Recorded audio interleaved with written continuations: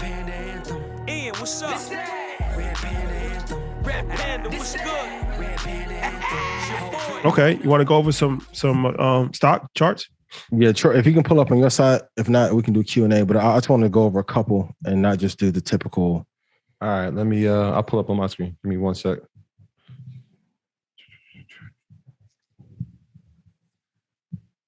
And we can look at, let's say, JetBlue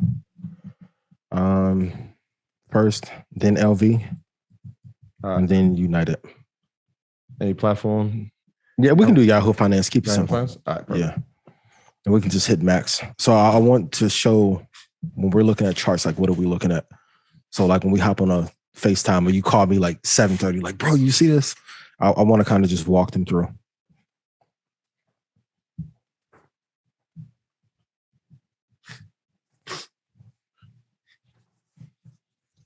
Who you want to go first? You just pull up JetBlue. All right. JBELU. I got you.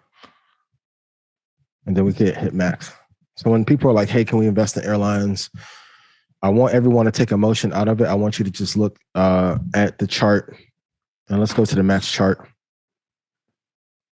Okay. So first thing first, we want the stocks to go up like how we want our account to. Everyone put in chat, is JetBlue going up or down? It's going down. We don't want to touch assets that are going down for this long period of time. And you can see for years, JetBlue was flat. You don't want that. You want your stocks to go. Please type in chat up and to the right. Okay, now let's look at LV in comparison. And we'll see the same thing. Now, during times, now this is a gem. I want you to write out 90% off of the high. So if we hit a recession, that will tell you the prices in which you could buy all time. I want you to go to a max chart first. So I don't want you to buy in the middle. So I don't want you to buy Las Vegas Sands like around a $47 mark. Take the all-time high. What is 90% off of the all-time high? Hypothetically. So the 2007 and 2008 recession was dramatically different. But let's say we do get a rock bottom price and we're able to invest and we're able to hold for 10 or 15 years. Say we're able to get it at $4 or $7. I would hold it from $7 back up to 47 or 50 and you'll be okay, right? And then Troy, let's look at, let's do United Airlines.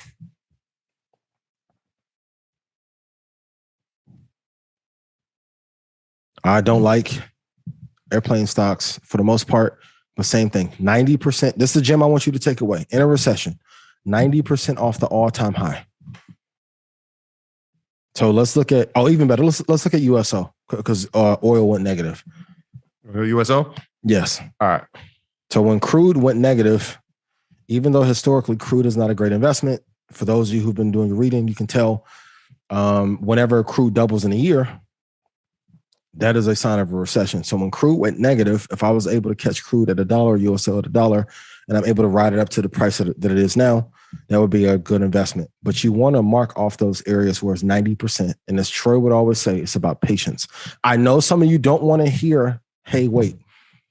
All of your big profits and the big bag that you guys want is going to come from waiting. Talk to him. The longer you wait, the more I'll make. Please put that in chat.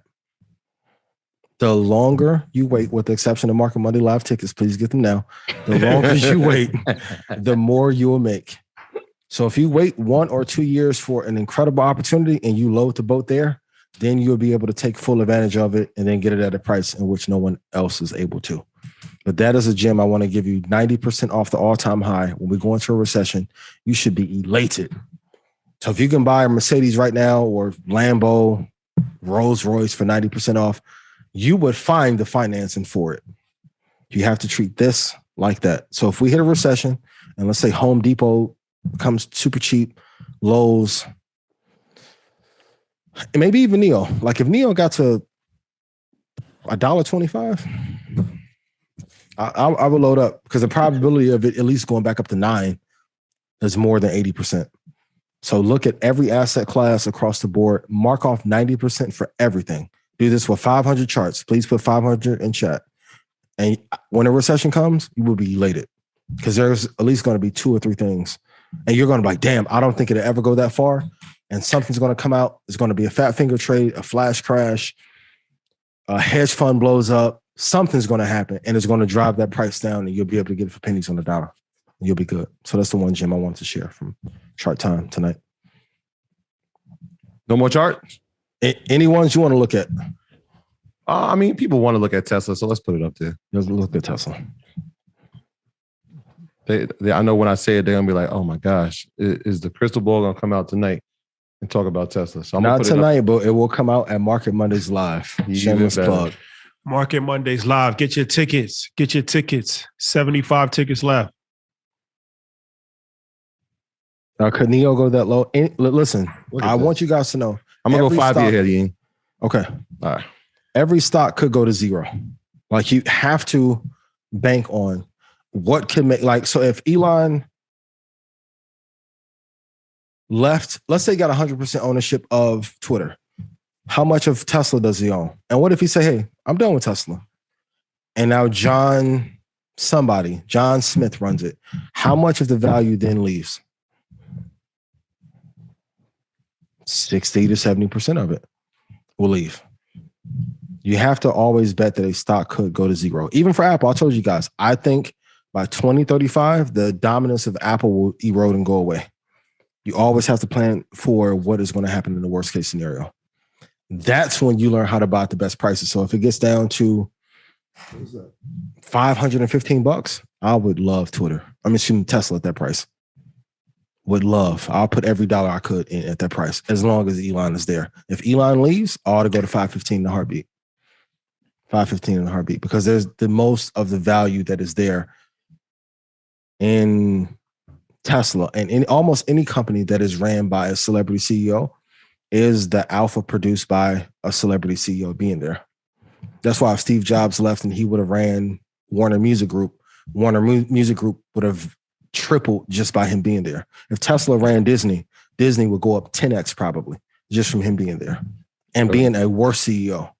So you have to factor that into your fundamental equation, which many people don't talk about. Do you have a celebrity CEO that has like a positive Q rating or like positive score for their business? It does have a impact on the stocks, even though it shouldn't fundamentally. You know, it's interesting. You said 515 for that Tesla. My new billboard for Market Mondays Live in Houston actually has something very similar to that that I'm going to share with the people. Very interesting that you said that. All right, let's go back to here. So let's go back. I'm gonna stop sharing here, and we're gonna go back here. We back on scene, crispy and clean. Perfect. Everybody put MVP to Shotty for showing up during the flu game. Know that, man. Yo, real quick, before, I know it's 9:00 and it's our earnings time. So I know earnings week and earnings month really is about to be started tomorrow. We got some big ones. I know we talk about it a lot, but Netflix will be reporting tomorrow after close, and we have Tesla that's going to be reporting on Wednesday as well, and a couple others. Hold on one sec. There it goes. Tesla on Wednesday. ASML. I've been talking about that. And shout out to our Market Mondays family for putting us on game, and everybody that's done the research on ASML. We talk about semis and we talk about who's producing the semis. ASML is one of those ones that I have rated very highly on my watch list. Actually, I'm in a position in ASML, and Procter & Gamble will be reporting on Wednesday as well. Thursday, we got American Airlines and Snapchat, the company that we have apologized for multiple times here on Market Mondays. I believe on our third episode, we gave a thumbs down rating on Snap, but they have survived. They have survived. And Friday, Amex will be reporting. I know 2 years ago, man, it's crazy when we were talking about Amex, and I always tell the story about how my mother made me an authorized user and it's helped my credit out. But 2 years ago, we were talking about Amex going into China and what that would do for the company as far as spending power and the people who actually are spending in luxury goods and using Amex. And we saw the stock run up for $99. I think got up to 171 at one point. So they'll be reporting on Friday as well. So some of we'll talk about Netflix real quick. Yeah, let's talk about Netflix. These earnings are not good. I think the expectation is going to be low for their earnings. They need to set them lower. Ozark's not going to save them. Ozark's not gonna save it. Was it Bridgerton? Is that the other show? Yep. I don't know if that's gonna save it. What's the other one? Corey been watching? The Dayton joint, The Ultimatum. Not like Netflix may get to 260 if these earnings are not good. Whew. Yeah, so the shares have dropped 44% year to date, and they were at a high of 612 at the end of 2020. 612. Now, a couple of things have happened since then, right?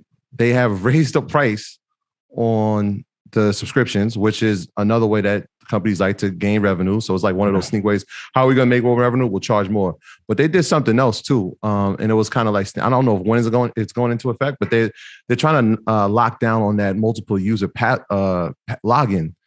And so if you crack down on that, then people are actually going to have to get their own logins, which I don't know if people are going to come back when they have other options. They got HBO Max, they got Disney Plus. That's why I always say, like, leading with low price is a disastrous formula. And also Kmart, I know you guys saw the meme going around, like Blockbuster got put out of business because of lack of innovation. They went out of business because of high debt. And Netflix is ironic enough. The debt is so high that people are going through those shows so fast. Yeah. It's a vicious cycle. I actually spoke about this with I had a fifth grade group, and we were talking about Netflix, and I'm like, the question I posed at the beginning of the lesson was like, will Netflix be here in 10 years? And they were just like, of course it'll be here in 10 years. And then we started doing a case study on like how they have to create original content at a like historic level. And then you throw in something like a pandemic where production has to stop. And now you can't make original content. And then other companies are starting to get their content back from lease, right? So when you see the number one show, The Office, leave and go to Peacock because that's licensed to Universal, well, now you lost your number one show, right? And then you start seeing Disney create their platform, and now all the Disney movies are the leases run up, and so now they're going there. And so you keep losing all this content which you have a monopoly over for so long, and you can't produce at a rate that's going to keep you in profit. Like, this costs a lot to put on these shows. Yeah, right? I mean, real. If Marvel make an app, it's game over for a lot of those platforms too. Yeah.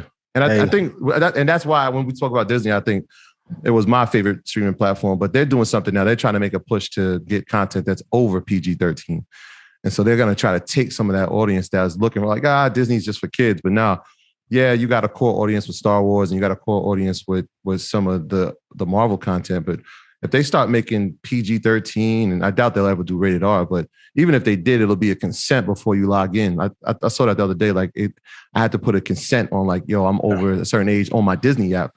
So that tells me that they're going to start pushing content that's a little more adult friendly, which is going to bring a larger audience. Can someone put in chat how much revenue Netflix made in 2021 and how much debt they have? And let's look at the debt to revenue ratio. That's always a good indicator. And this is why I always tell everyone, like, if you can personally not guarantee something and use another person's money, great. But when you're investing in a company and they have a bunch of debt and they don't have a bunch of moats or a loyal fan base, like, no one's really loyal to Netflix. It's a great business model. But then the thing that made it great was the low price of it. And then back in 2004, 5, 6, 7, 8, the debt cycle wasn't that high.